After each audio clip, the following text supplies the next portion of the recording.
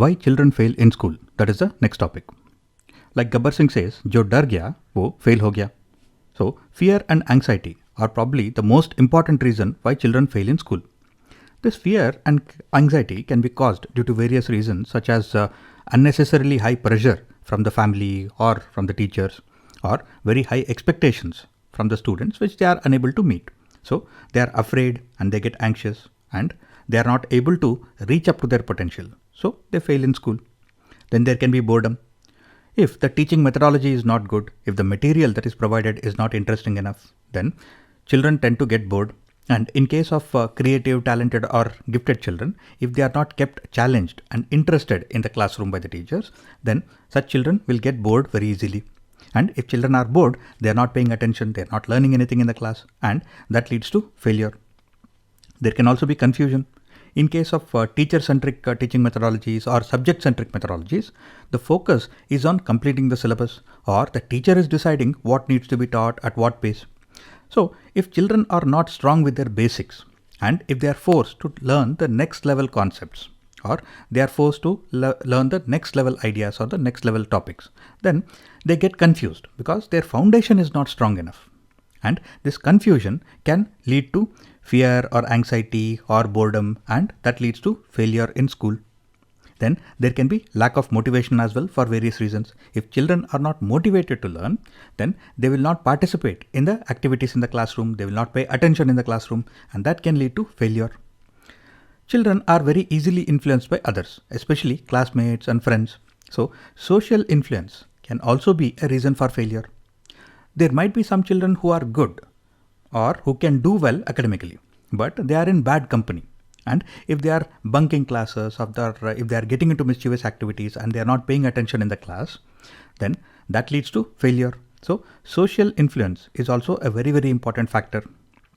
Children can also be having interpersonal issues at home, or they might have interpersonal issues and they might not be getting along with the other students or with the teacher.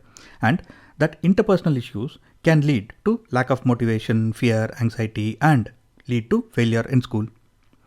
Then we'll talk about physical and learning disabilities. If such disabilities are not detected and addressed earlier on, they can also lead to failure in school.